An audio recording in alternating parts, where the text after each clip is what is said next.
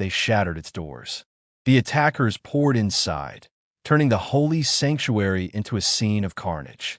Pools of blood soon filled the floors, the cries of the dying echoing beneath the vaulted ceilings.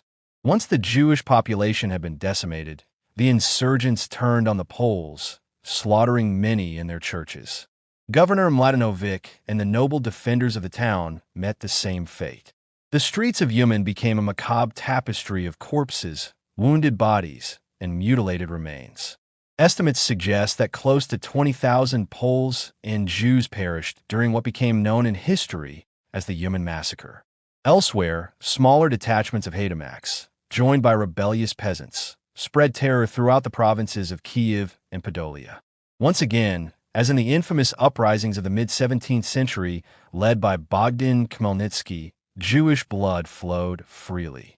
However, this time, the violence did not engulf the entire region as it had in the 48 uprising. Polish and Russian forces cooperated in suppressing the insurrection. Zalesniak and Ganta were eventually captured by order of the Russian General Pyotr Ivanovich Krechetnikov. Ganta, along with his detachment, was turned over to the Polish authorities, where he was executed by flaying and quartering, a fate reserved for traitors and the most notorious criminals. The remaining insurgent detachments were either annihilated in battle or imprisoned by the combined Polish forces. Thus, the Jewish communities of the Ukrainian lands once more became the victims of violent pogroms, an outgrowth of both national and social antagonisms that were tearing Poland apart from within. The year 1768 mirrored, on a smaller scale, the devastation of the year 1648. Poland, a commonwealth long fractured by mutual hatred among its citizens, could not hope to endure. In a land where the nobility despised the gentry looked down on merchants and burghers, peasants were enslaved, the Catholic clergy despised all other faiths. The urban population persecuted Jews as commercial rivals, and the peasantry nursed bitterness against all above them. The seeds of ruin were sown deep. The inevitable came to pass with the first partition of Poland in the year 1772. The Polish border provinces were carved up by the neighboring powers of Russia, Austria, and Prussia. Russia claimed the southwestern borderlands, which included the majority of White Russia, corresponding to the present-day governments of Vitebsk and Mogilev. Austria annexed southwestern Galicia and a portion of Podolia, while Prussia seized Pomerania and part of Great Poland, constituting the present-day province of Posen. In total, nearly one-third of Polish territory was lost, encompassing a population of approximately 3 million people, including 250,000 Jews. The once great Jewish centers of Poland entered a period of profound chaos, known in history as the Partitional Era, lasting from 1772 to 1815. From this chaos, slowly, a new Jewish center of life and learning emerged. This time in the lands of Russia, where a new chapter of the Jewish diaspora would unfold amid both opportunity and oppression. The legacy of Uman and the horrors of the Haydamak uprisings left an indelible mark on the Jewish memory, a stark reminder of the fragility of life, the treachery of human ambition, and the relentless force of history in shaping the destinies of nations. As we trace the history of this turbulent period, the footnotes provide crucial context that illuminates the complexities of life in the borderlands of the Polish-Lithuanian Commonwealth, particularly for the Jewish communities caught between empires, religions, and social hierarchies. The very land itself, known in the native tongue as Ukraina, meaning border or frontier, served as a stage for centuries of conflict, its geography shaping the destinies of all who dwelled there. The frontier regions were home not only to Polish noblemen and Jewish townspeople, but also to Greek Orthodox peasants, fugitive Klops, and the fierce Zaporozhian Cossacks, each group vying for survival and autonomy in a land perpetually on the edge of upheaval. The so-called Uniate Church, an institution often at the center of local religious disputes, combined the rituals and practices of the Greek Orthodox faith with allegiance to the Roman papacy. Established in an effort to bring the Orthodox faithful under papal authority, It was widely resented by the local Ruthenians and became a symbol of foreign intervention in religious life. Among the common folk, contemptuous nicknames for the Polish ruling class, such as Lak, reflected the simmering tensions between the peasants and their overlords. The Cossacks, or Cossack in Russian, were descendants of the free warriors of the steppe, adventurers and horsemen whose origins were traced to the Tataric word Kuzak, meaning vagrant or freebooter. These men embodied both freedom and violence, and their loyalties often shifted with the tides of power and opportunity. Military ranks, too, bore the imprint of foreign influence. The German word Hauptmann denoted the leader of a Cossack detachment, while the term Zaporogi, meaning beyond the falls of the Dnieper River, described the remote reaches into which these warriors often ventured. The lands they colonized were sometimes referred to as the cuttings of the forest, regions cleared for settlement by these hardy pioneers. Folklore preserves tales of brutal encounters with these forces. The legend of a district chief who pillaged Khmelnytsky's tent, seized his wife, and flogged his son to death illustrates the perpetual peril of those living on the margins of empire.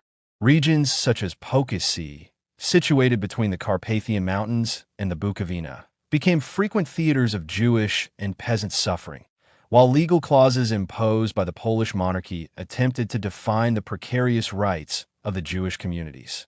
As decreed by the Diets, the Jewish inhabitants of both royal and noble estates were to remain in their traditional roles as arrenders, leaseholders of rural property, while being subject to taxation by their local kahals, the Jewish communal councils that governed internal affairs.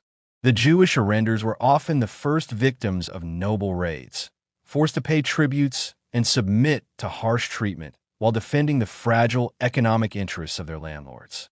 In urban centers, the strife continued unabated. Christian merchant guilds, in league with the Catholic clergy, waged constant legal and economic warfare against the Jews, masking competition under the cloak of religion. The Jesuits, in particular, cultivated a culture of intolerance, using education, propaganda, and the pulpits to inflame hatred against the Jews. Synods such as those of Lavik in 1720 and Plotsk in 1733 enacted decrees designed to restrict the building and maintenance of synagogues, rationalizing persecution as a divine lesson for the supposed obstinacy of the Jewish people.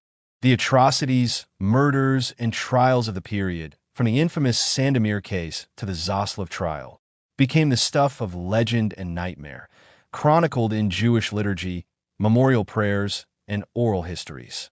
The ritual murder accusations, invariably baseless, were amplified by fanatical clergy and their allies, creating a climate of terror in which entire communities lived under the constant threat of death, torture, and confiscation. Innocent rabbis, elders, and ordinary townspeople were tortured and executed, their suffering immortalized in dirges that appealed to heaven itself. O earth, cover not thou their blood, and let their cry have no place, until the Lord shall look down from heaven. The cyclical violence in the borderlands of the Polish-Lithuanian Commonwealth, the betrayals of governors and local functionaries, the opportunism of nobles, and the fanaticism of the clergy all converged to produce a society teetering on the edge of collapse. The Jewish communities, the perennial scapegoats in times of social unrest, faced relentless attacks, pogroms, and massacres. The Human Massacre of June 18, 1768, stands as a grim emblem of this era. A city besieged, refugees huddled in fear, the synagogue reduced to a slaughterhouse, and tens of thousands of lives extinguished in a single, horrifying sweep of violence. As the Commonwealth weakened under these internal pressures, the First Partition of Poland in 1772 transferred vast territories into the hands of Russia, Austria, and Prussia, altering the political landscape of Eastern Europe and marking the beginning of a long period of foreign domination.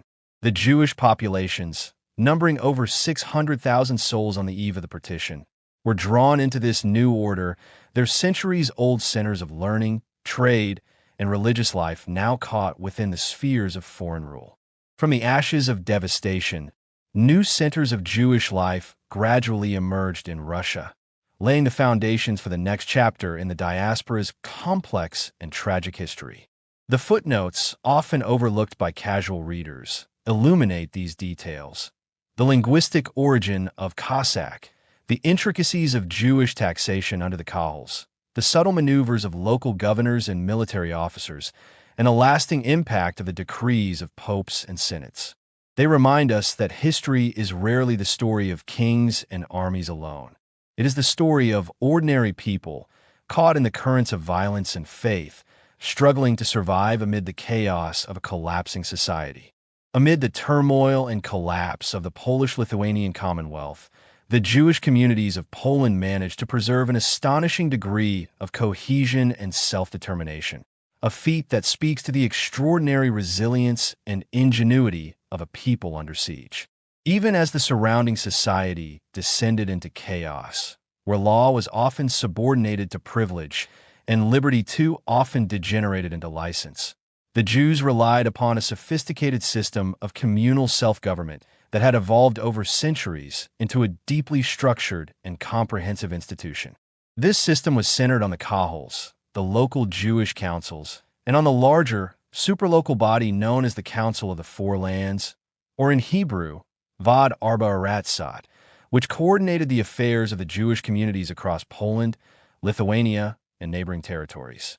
The Council of the Four Lands, first convened in the 16th century and continuing its work well into the 17th, functioned as the central governing authority of Polish Jewry, overseeing matters both civil and religious. Its jurisdiction was extensive. It adjudicated disputes, imposed taxes, regulated economic conduct, and provided a unified voice in appeals to the Polish monarchy or to local officials. In the year 1676, the council issued a formal appeal to the Jewish communities throughout the Commonwealth, a document remarkable for its candor and its urgent tone. It opened with the words, "Gravely have we sinned before the Lord. The unrest grows from day to day. It becomes more and more difficult to live. Our people has no standing whatsoever among the nations. Indeed, it is a miracle that in spite of all misfortunes we are still alive. The only thing left for us to do is to unite ourselves in one league, held together by the spirit of strict obedience to the commandments of God and to the precepts of our pious teachers and leaders." These were not mere religious exhortations. They were a call to social and political discipline, designed to safeguard the fragile existence of Polish Jewry. The council instructed the communities to obey the mandates of their local kahals without murmuring, and forbade the farming of state taxes or assuming stewardship over the estates of the szlachta, the Polish nobility. Jews were warned against entering into commercial partnerships with non-Jews without prior permission from their kahals. For such ventures, the council reasoned, inevitably led to disputes, complaints, and, at worst, acts of violence from the surrounding Christian population. The council also forbade entrusting Jewish property to outsiders, appealing to the Polish authorities on matters that might endanger the community or otherwise acting in ways that would incite schism and internal conflict. The authority of the kahals extended far beyond ordinary municipal administration. Each kahal exercised oversight not only of economic matters, such as trade and taxation, but also of spiritual and ritual life, regulating religious observances, education, and the moral conduct of every member of the community. In essence, the kahal acted as both civil magistrate and ecclesiastical authority. The Polish government, keenly aware of the convenience of dealing with organized Jewish councils rather than individual Jews, reinforced this authority by granting the kahals extensive administrative and judicial powers. They were made directly responsible for ensuring the payment of Jewish taxes to the state and were held accountable for the conduct of every member of the community. This symbiotic arrangement, however, was double-edged. On one hand, it strengthened the cohesion and social organization of Polish Jewry, enabling them to survive in a hostile and unstable environment. On the other hand, it curtailed individual freedoms to a remarkable degree. Each Jew's life, his business dealings, his social interactions, his religious observances, was subject to scrutiny and regulation by the kahal, leaving little room for personal initiative or deviation from communal norms. In effect, the community survived not through the freedom of its members, but through their disciplined subordination to a collective will, a social mechanism designed for endurance under extreme adversity. This system of self-governance would become the defining characteristic of Polish Jewry in the period of decline. It allowed them to negotiate with kings and governors, to maintain courts and schools, to regulate commerce and charity, and even to survive massacres and uprisings. The Kahals became the shield of the Jewish people, their only protection against the violence, fanaticism, and exploitation of the outside world. Even in an era when the Polish-Lithuanian Commonwealth was disintegrating, with authority fragmented and law often reduced to a mere suggestion, the Jewish Kahals continued to exercise a remarkable degree of control over the internal life of their communities. The Polish government, ever concerned with the efficient collection of revenue, regarded the Kahals as invaluable instruments for ensuring the remittance of taxes. The head tax, known in Jewish sources as the Gulgaleth, was assessed on the entire Jewish population and apportioned among the Kahal districts by the sessions of the Wads, or regional Jewish councils, which convened periodically to determine the total amount owed. Within each district, the Kahal elders, respected and often fearsome figures, administered the collection, bearing full responsibility for the correct transfer of funds to the royal exchequer. In this way, the Kahal became both the guardian and the guarantor of the community's economic obligations. In the year 1672, the King of Poland formally recognized the authority of the Kahal elders in Lithuania to discipline or even exclude from the community those recalcitrant members whose actions threatened to provoke Christian hostility. 10 years later, the Starosta of Brest, a royal administrative official responsible for the district, issued a rescript forbidding Polish nobles, known as pans, from lending money to Jews without the consent of the Kahal elders. This was done at the elders' own request, for they were legally liable for any Jewish debtor who defaulted on his obligations. Earlier in the year 1670, representatives of the Lithuanian Jewish communities had agreed at a conference that any Jew borrowing from pans or priests without the knowledge of the Kahal would be prosecuted, further reinforcing communal discipline. The right to participate in business or own real estate was also tightly regulated. Permission had to be obtained from the Kahal through a formal license, known as hazaka, and a special tax, hesketh yishub, had to be paid. No Jew could settle in a community or be officially registered as a member without these formalities. State law did not rigidly define the limits of Jewish autonomy. Rather, it fluctuated according to the disposition of local administrators, the voyevodas and the starostas, and the agreements they reached with the Kahals regarding their respective spheres of influence. A particularly vivid example of this autonomy can be found in the statute granted by the voyevoda of Red Russia, or Galicia, in the year 1692 to the central Kahal of Lemberg, today known as Lviv. This statute allowed the Jewish community to hold regular elections and choose its elders according to the community's customs and rights, without interference from the local administration. The elected elders were recognized as lawful officials and judges of their co-religionists in that locality. Disputes between Jews were to be resolved in the Kahal court, the Beth Din, composed of learned rabbis and respected elders who acted in the capacity of jury.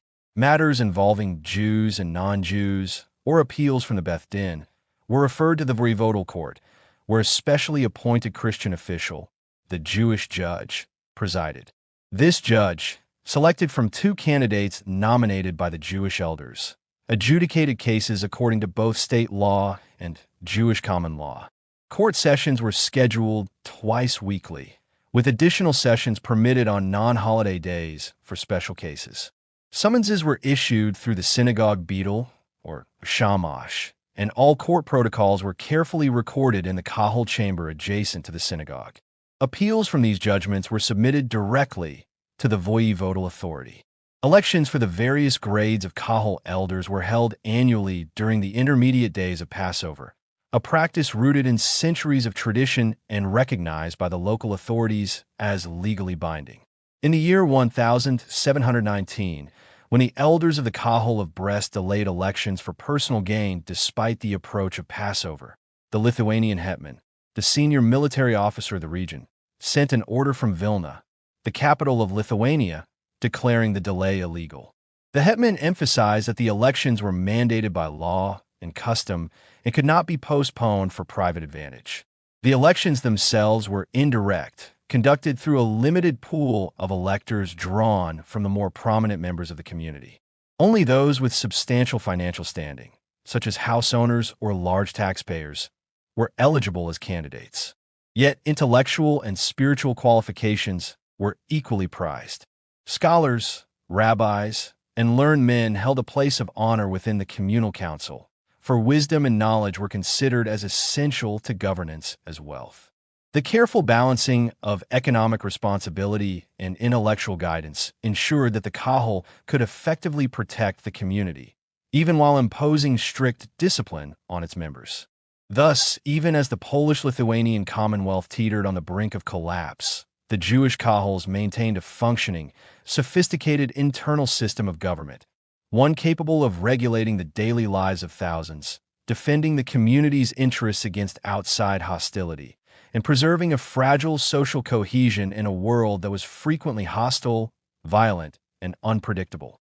The Kahal was at once the shield and the framework of Jewish life, a rigid yet necessary structure in a period when survival depended as much on unity and discipline as it did on faith. The administration of the Kahals, while highly organized and efficient, was fundamentally oligarchic. Power rested in the hands of a few wealthy and influential men, leaving the lower and poorer classes virtually voiceless. Their interests were frequently neglected, and the 18th century echoes with complaints from ordinary Jewish citizens about the arbitrary rule of the Kahal bosses, about the inequitable distribution of taxes, and other abuses that arose from the concentration of authority. While the Kahals were charged with preserving the security and unity of the Jewish population, they were also capable of exercising their power in ways that sometimes oppressed the very people they were meant to protect. During the same period, litigation between individual Kahals was a common occurrence. These disputes often revolve around the boundaries of their respective districts. For Jewish residents of towns and villages, called in Hebrew Sebaboth or Yishubim, and in official Polish documents Prikahalki, were assigned to the nearest Kahal, whose treasury benefited from their contributions. Since the districts were never officially mapped or delineated, overlapping claims frequently arose, and disputes were submitted either to conferences of the district Kahals or to the two central councils of Polish Jewry, the Council of the Four Lands, representing the Crown of Poland, and the Council of the Principal Communities of Lithuania. These councils acted as the supreme organs of Jewish self-government, providing a central authority capable of stabilizing Jewish life during a period of political chaos and social disintegration. The meetings of these councils, often referred to as diets, were attended by representatives of the Kahals and the rabbinate, allowing the communities to deliberate on matters affecting the general welfare of the Jews, to coordinate policy, and to define relations with the Polish government and the regional diets of the country. Attached to the councils were advocates called Stadlins, or general syndics in the Polish documents. These individuals traveled to Warsaw, the capital, during sessions of the Polish Chamber, submitting petitions in defense of Jewish rights, presenting taxation lists, and negotiating with the royal and administrative authorities. The Watt of the Crown met periodically in Lublin, an important center of Jewish learning, and in Yaroslav, in Galicia, while the Lithuanian Council convened in various towns across Lithuania. The activity of these central agencies intensified particularly in the latter part of the 17th century, when the Jewish communities, shaken by years of war, famine, and persecution, required careful restoration. The Polish government reinforced the authority of the Wads because it was more convenient to negotiate with one or two central bodies than with hundreds of local Kahals. In the year 1687, the Jewish elders of the Crown, acting on behalf of the council in Yaroslav, submitted a formal complaint to King John Sobieski, explaining that they could not assume responsibility for the collection of the head tax fixed by the previous Polish Diet. Many Jews, enjoying protection from the local pans, or even royal officials, refused to acknowledge the authority of the elders of the crown, shirking their obligations as taxpayers. King Sobieski issued a decree condemning such insubordination, commanding all local kahals to submit to the apportionment of taxes and to recognize the jurisdiction of the elders of the crown under the threat of severe fines for disobedience. As social and economic conditions deteriorated in Poland, the tasks of the Wads became ever more complex. They were now responsible not only for ensuring compliance with taxation, but also for overseeing the internal governance of the communities, managing relations with municipal authorities, guilds, and the wider population. Yet the composition of the Wads was far from democratic. Delegates were drawn from the rabbis and elders of principal communities, the notables and influential men, rather than elected to represent the broad population. Ordinary Jews had little say in these matters. Despite this limitation, the Wads achieved a remarkable measure of cohesion, maintaining communal discipline and unifying Jewish life across a vast and politically unstable territory. Among the most important responsibilities of the Wads was the maintenance of Jewish educational institutions. They oversaw the Talmud Torahs and the yeshivas, schools that provided religious instruction primarily to poor children and young men. The minutes of the Lithuanian Wad, preserved to this day, reveal that every session began with provisions for obligatory instruction in the yeshivas, for ensuring that students were supported by the communities both in cash and in kind, and for establishing curricula and regulations for these institutions. Thanks to these efforts, the intellectual level of Lithuanian Jewry was remarkably high for the period. Yet their education remained narrowly focused. Even in the highest yeshivas, the curriculum was limited to the Talmud, rabbinic literature, and religious commentaries. Exposure to secular sciences, philosophy, or modern languages was minimal, leaving the Jewish mind deeply learned in the law of their fathers, but with a horizon confined to the walls of tradition and faith. This duality, discipline and restriction, learning and limitation, was emblematic of Polish Jewish life during the period of decline. The kahals and the Wads provided order, protection, and intellectual rigor in a world that was otherwise chaotic, fragmented, and increasingly hostile. Yet the same institutions, by concentrating power in the hands of a few and restricting contact with the outside world, ensured that the Jewish population remained insulated, and vulnerable to the shocks and horrors that swept across the Commonwealth in the 18th century. The strength of the kahals was thus inseparable from their rigidity, their authority inseparable from their oligarchy, and their achievements inseparable from the burdens they imposed on those they governed. The Council of the Four Lands, which had exercised remarkable authority over Jewish life for more than a century, had also extended its vigilance to the printed word. The printing presses of Krakow and Lublin, the twin centers of Jewish learning and culture in the Polish-Lithuanian Commonwealth, were strictly monitored. No book, whether produced locally or imported from abroad, was permitted to circulate without first receiving a printed approbation or haskama from the Wad or from some recognized authority among the rabbinate. This censorship was not merely a matter of religious orthodoxy.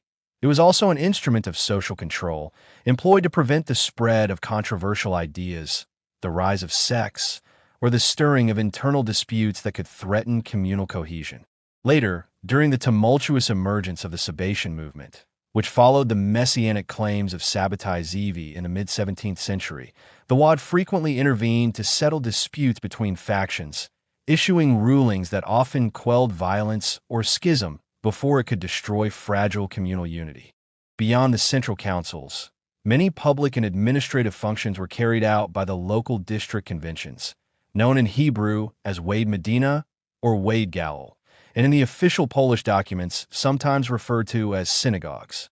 These federations represented the collaboration of kahals within a given region, acting as intermediaries between local communities and the central Wads. Among the most prominent during this period were the Volhynian Synagogue, representing the collective kahals of Volhynia, and the White Russian Synagogue, representing the federated Jewish communities of the present-day government of Mogilev. The former sent representatives to the Council of the Four Lands, while the latter was affiliated with the Lithuanian Wad. These conventions, or assemblies, decided matters as weighty as tax allotment among the Kahal districts, the dispatch of advocates to the Polish Diet, instructions for the deputies of the central councils, and policies concerning education and the rabbinate. Other Kahal federations in the Crown provinces, Little Poland, centered in Krakow, Great Poland, with its hub in Posen, and Red Russia, with Limburg as its nucleus, operated in similar ways. While less prominent in the historical record, these federations convened periodically, either on their own initiative or under the directive of the provincial voivoda, the royal governor responsible for civil and military administration. These regional dietines had leaders or marshals, following the pattern of the provincial Polish diets. The voivodas insisted upon this arrangement, as they prefer to transact official business with a single, responsible authority rather than with a diffuse network of local kahals.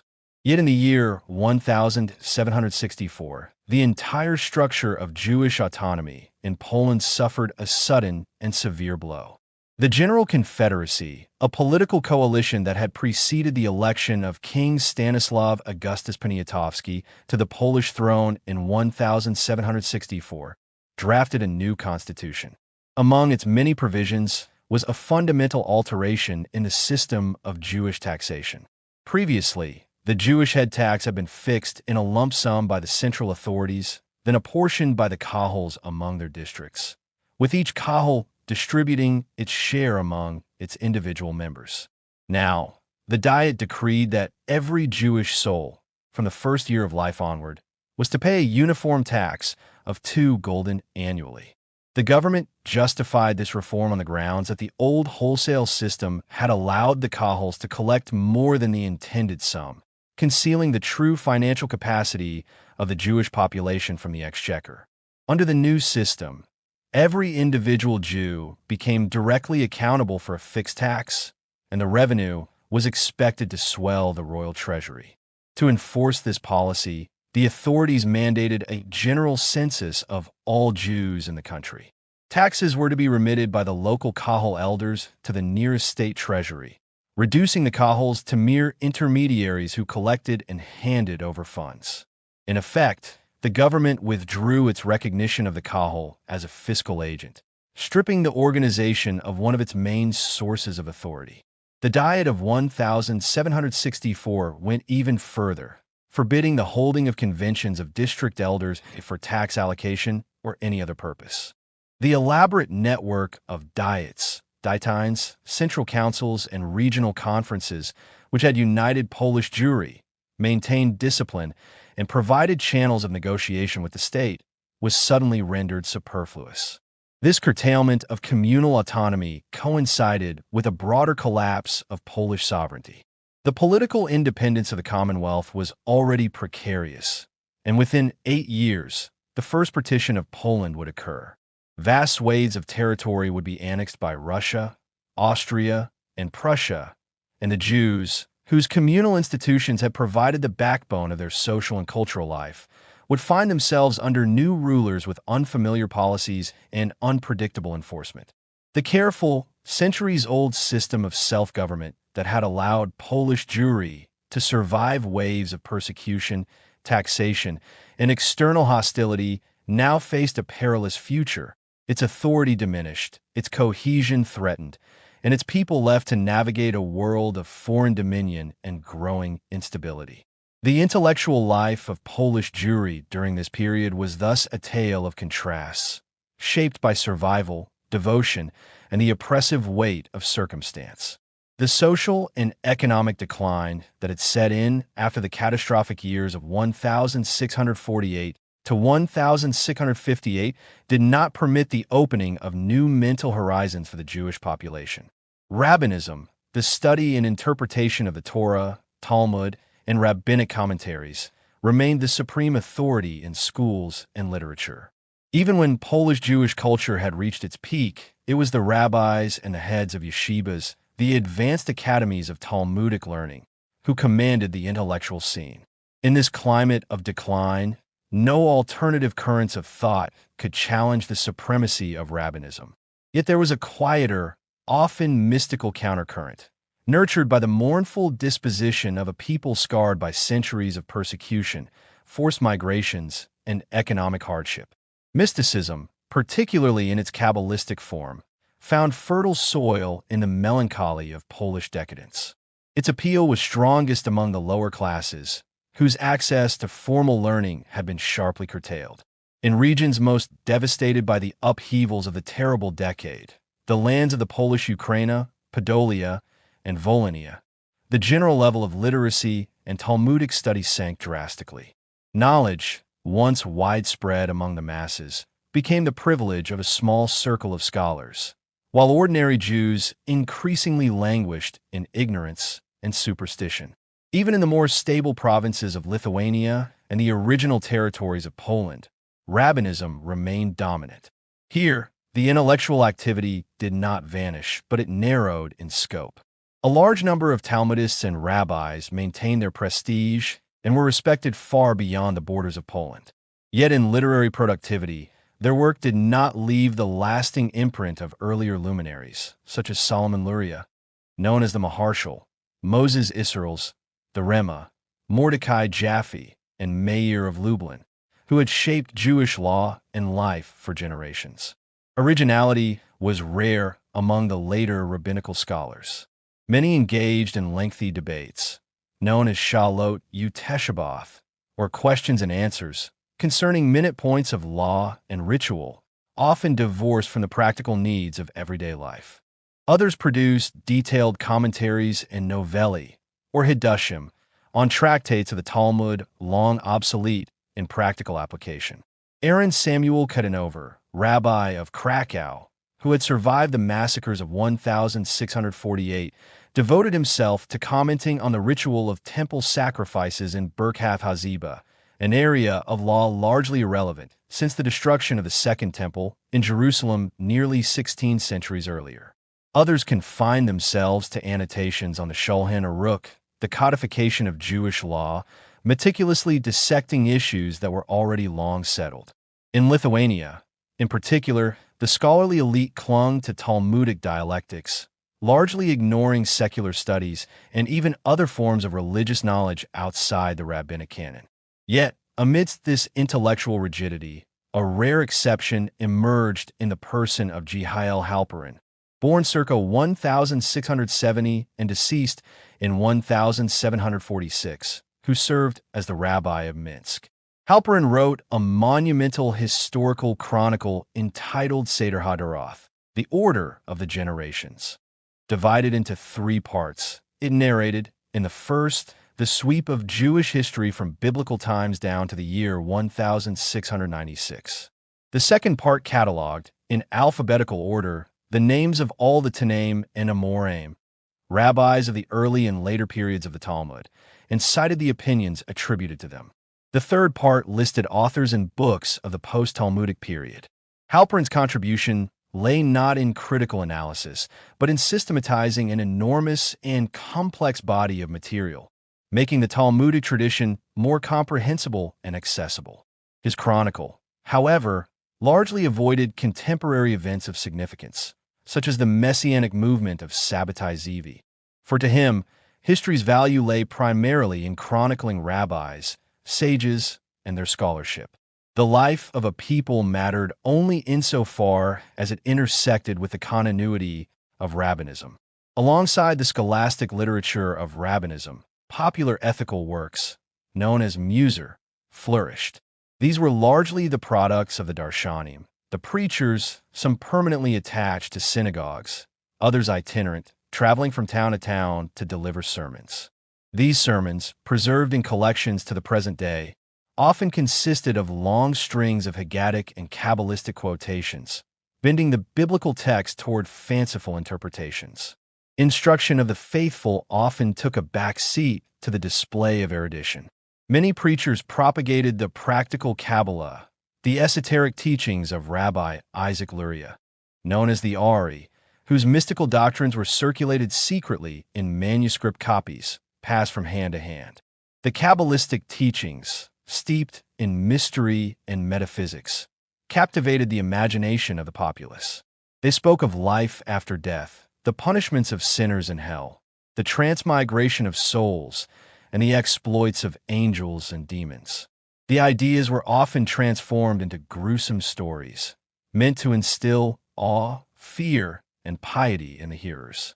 To a population battered by violence, poverty, and social marginalization, these mystical narratives provided a lens through which to interpret suffering, divine justice, and the invisible forces shaping human destiny. In this environment, Talmudic rigor and mystical imagination coexisted uneasily, reflecting the duality of Jewish life under oppression. A world of meticulous scholarship for the learned, and a world of awe, legend, and spiritual wonder for the masses.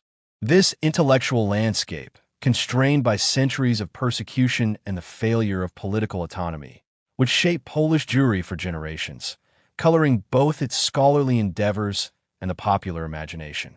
The fascination with mystical and supernatural phenomena among the Jews of Poland, nurtured over decades of suffering and isolation, reached a fevered pitch with the rise of the Sabbatean movement. This movement, initiated by Sabbatai Zevi in the year 1648, was not merely a religious novelty, but a dramatic, almost apocalyptic upheaval of the spiritual imagination. Sabbatai Zevi, born in Smyrna, in the Ottoman Empire, proclaimed himself the Messiah, and his pronouncements sent shockwaves through Jewish communities from Constantinople to Krakow. Poland, already reeling from the horrors of the Khmelnytsky massacres in the Ukraine, Podolia, and Volhynia, was particularly susceptible. The trauma of the massacres, the slaughter, the fire, the forced marches into captivity, and the terror in the streets, had left the Jewish population in a state of despair and longing for deliverance. The very same year that saw the first atrocities of the Khmelnytsky rebellion also witnessed the emergence of Sabbatai Zevi on the world stage. Thousands of Jewish captives, carried into Turkey by the Tatar auxiliaries who had assisted the Cossack forces, were ransomed by their co-religionists. These survivors returned with tales of unimaginable suffering, of villages laid waste, families annihilated, and towns emptied of life. These stories reached the ears of Sabbatai Zevi, and it is undeniable that the horrific destruction of the Polish Jewish communities shaped the fervor and intensity of his messianic claims. He wandered through the lands of the Ottoman Empire, from the bustling streets of Smyrna to the sacred sites of Palestine and the marketplaces of Egypt, proclaiming redemption, consolation, and the imminent coming of the divine kingdom. His message offered hope to those whose lives had been marred by fire, blood, and exile, promising that the long-suffering Jewish people would one day witness a restoration of their fortunes and their dignity. In Poland, the mystical and messianic undercurrents that had long existed in the popular imagination found in Sabbatai Zevi a figure of extraordinary magnetism. The Muser literature, the tales of demons and spirits, the Kabbalistic exorcisms, and the spiritual exercises that had filled the Jewish streets and synagogues for decades, now converged with this new wave of messianic expectation. Men and women who had endured famine, forced labor, and violent persecution now invested their hopes in the charismatic foreigner who claimed divine authority.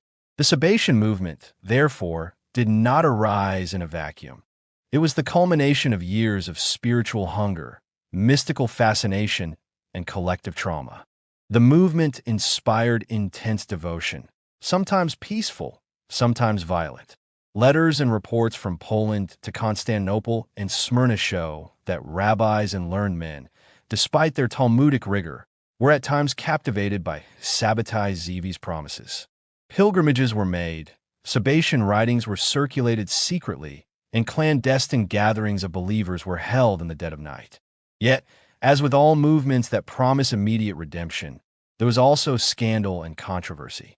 The line between sincere faith and mystical delusion blurred, and disputes arose between those who upheld traditional rabbinic authority and those who followed the new messianic prophet.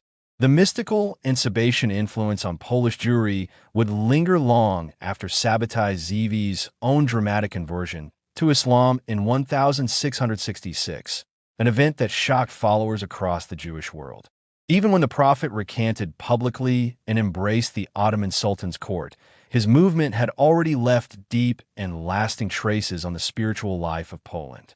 Jewish communities continued to produce mystical literature, engage in Kabbalistic practices, and debate the proper role of mysticism in public and private piety.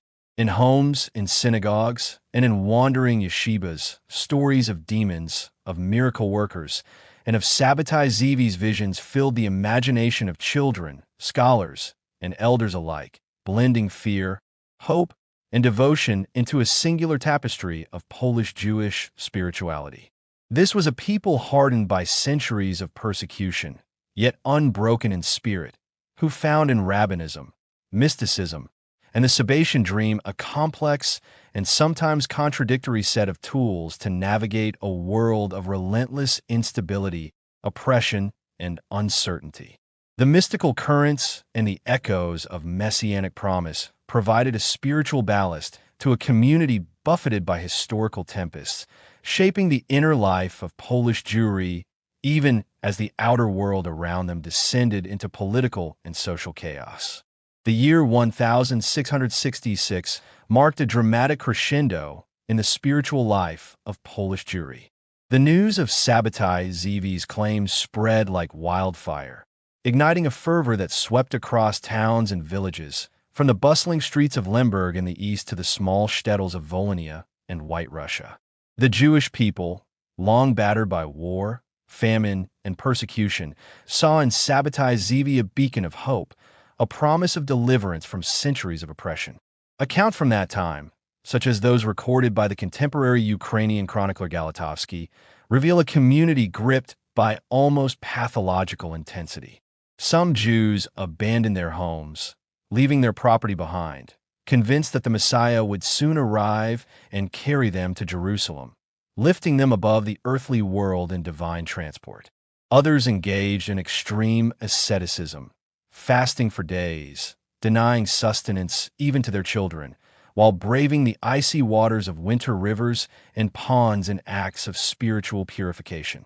These practices, the chronicler notes, struck even the surrounding Christian population with awe and fear. Many faint-hearted Christians, witnessing the unshakable faith and the supposed miracles of the Jewish Messiah, began to doubt their own beliefs, wondering whether the Messiah had indeed come, not for the Jews alone, but for the salvation of mankind.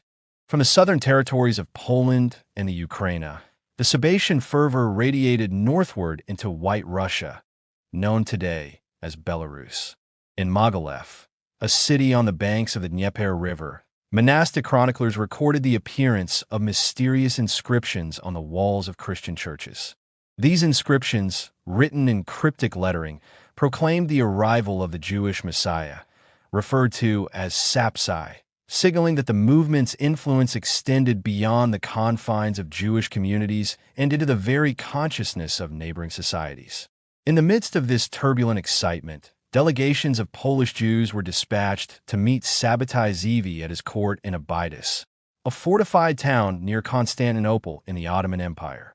These delegates included prominent figures such as Isaiah, son of David Halavai, the renowned rabbi of Lemberg and author of the Torzahab, or Golden Shield, a monumental commentary on Jewish law.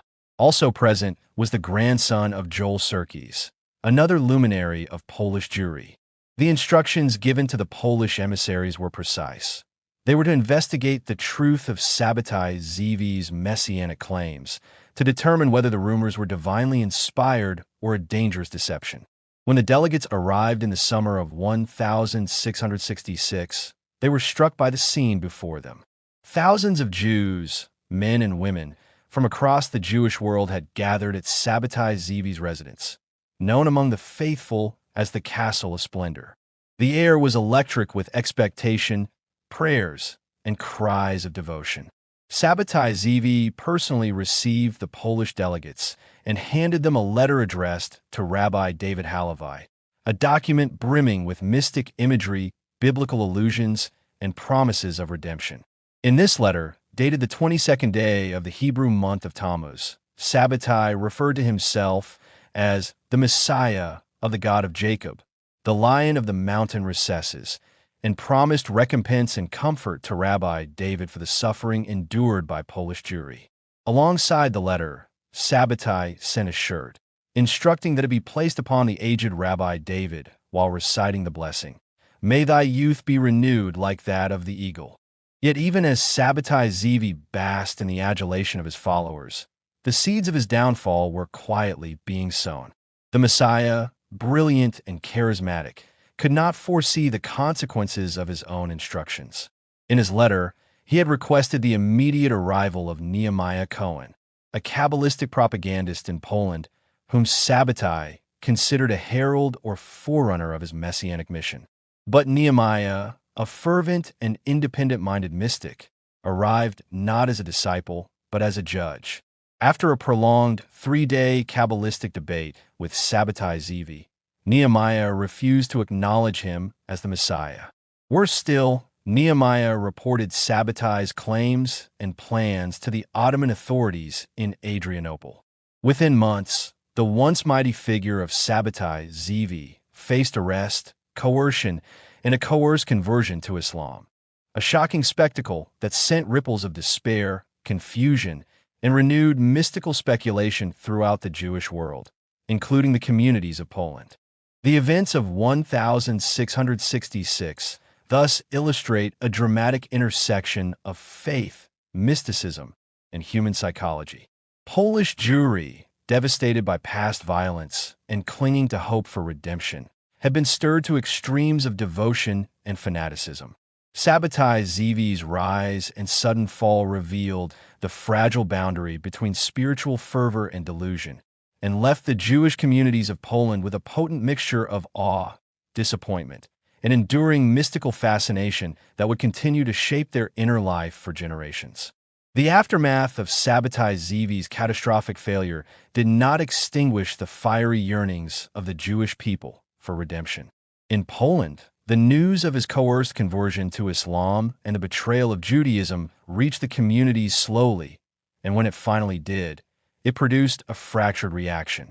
A small portion of his devoted followers renounced him outright, yet the majority of the rank and file, bound by hope and superstition, clung tenaciously to the belief that their Messiah's abandonment of the faith was but a temporary stratagem. They whispered among themselves that Sabbatai had merely put on the turban to gain the confidence of the Sultan of the Ottoman Empire, and that, in time, he would return to lead them to triumph and redemption. The mystical interpretation of Messianism took deep root in Poland in the decades that followed. The proximity of Podolia to Turkey and to Saloniki, the city that served as the headquarters of the Sabbatian sect, allowed these influences to penetrate the minds and hearts of the Jewish populace with an almost feverish intensity.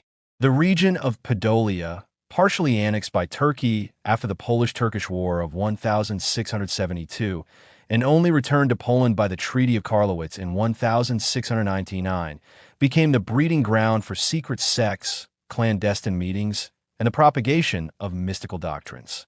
The agitators of this movement were drawn from two sources: the obscure, often uneducated masses, and the learned but spiritually impressionable Kabbalists, whose minds were already enshrouded in mystical speculation. By the end of the 17th century, a Lithuanian Jew named Zadok, a simple man of little education who had once kept an inn, began prophesying the imminent arrival of the Messiah, claiming that the year 1695 would mark his manifestation.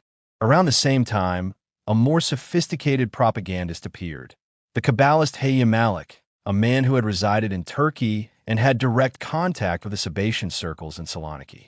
Malik returned to Poland and began preaching secretively that Sabbatai Zevi was indeed the Messiah, and that, like Moses who had led the Israelites in the desert for 40 years, Zevi would return in the year 1706 to redeem the Jewish people.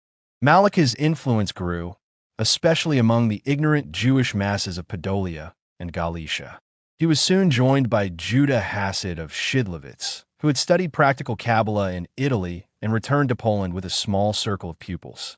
Hasid's followers were known as the pious, or Hasidim, and they engaged in austere ascetic exercises, confessing their sins publicly, fasting, and inserting mystical prayers into their liturgy in anticipation of the Messiah's coming. Even Frank's temporary absence did not extinguish the embers of his influence. Upon returning from Turkey, Jacob Frank, now emboldened by experience and connections among the Sabbatean circles in Saloniki and Smyrna, resumed his mission with renewed audacity. By the year 1757, he had managed to consolidate the scattered remnants of the secret Sabbatean sects in Podolia, Galicia, and Volhynia into a disciplined, albeit clandestine, following. These adherents, formerly known as the Shabsitzvaniks or Shebsen, now acknowledge Frank as the living embodiment of the Messiah and the Holy Lord, or Santo Senior, the second person of the mystical Sabbatean Trinity. Frank's doctrine was an audacious reinterpretation of the traditional messianic ideas. He taught that the ultimate redemption of the Jewish people required the transgression of traditional law, and that moral inversion, acts condemned by the rabbis, were necessary instruments in the mystical work of salvation. Men and women participated in ecstatic rites, involving dancing, chanting, and the ritualistic breaking of taboos, often interpreted as symbolic acts of spiritual liberation. The sect combined elements of asceticism, mystical ecstasy, and deliberate transgression, and its leaders openly challenged the authority of the Orthodox rabbinate. The notoriety of Frank and his followers spread rapidly, particularly when an incident occurred during the annual fair in the town of Lanskirona. Around the year 1757, Frank, accompanied by nearly 40 men and women, assembled in a local inn for one of their secretive religious ceremonies. Eyewitnesses later recounted that the sectarians danced in frenzied ecstasy around a nude woman, who may have symbolized the Shekinah, the feminine manifestation of the divine presence, or Matronatha, the mystical female aspect of the Sabbatean Trinity. This spectacle shocked the Orthodox Jewish observers in the town, who had never witnessed such profanation of the sacred. Alarmed, they reported the events to the local Polish authorities, portraying Frank as a foreign agitator spreading a dangerous new religion among the populace. As a result, the authorities acted swiftly. Jacob Frank, being a foreign subject and thus politically vulnerable, was banished to Turkey, while his followers were handed over to the local rabbis and the Kahal administration. The year 1756 marked the first official confrontation between the Polish state and the nascent Frankist movement. Though Frank was temporarily removed from Poland, the mystical sect he had nurtured remained active, secretive, and dangerously attractive to the marginalized and disillusioned Jewish population. Frank's doctrines, combining mystical fervor with audacious rebellion, appealed particularly to those disillusioned by the failures of Sabbateanism, the harsh orthodoxy of the rabbinical authorities, and the social and economic hardships that had afflicted the Jews of Poland for decades. The Frankists thrived on secrecy, on a coded language of symbols, and on the promise of spiritual liberation through defiance. Their meetings were clandestine, often conducted in the cover of night, in private homes or abandoned synagogues, ensuring that the sect could grow despite excommunication and persecution. Even the rabbinical authorities, who had wielded considerable influence for centuries, found themselves unable to extinguish the fire that Frank had kindled. Excommunications and fines, measures that had sufficed to curb Sabbatean heresies decades earlier, now proved insufficient against a movement that had internalized secrecy, mysticism, and personal devotion to a charismatic leader. The Frankist combination of mysticism, ecstatic ritual, and esoteric doctrine ensured that they remained a potent and destabilizing force in Polish Jewish life, sowing both fascination and terror among Jews and non-Jews alike.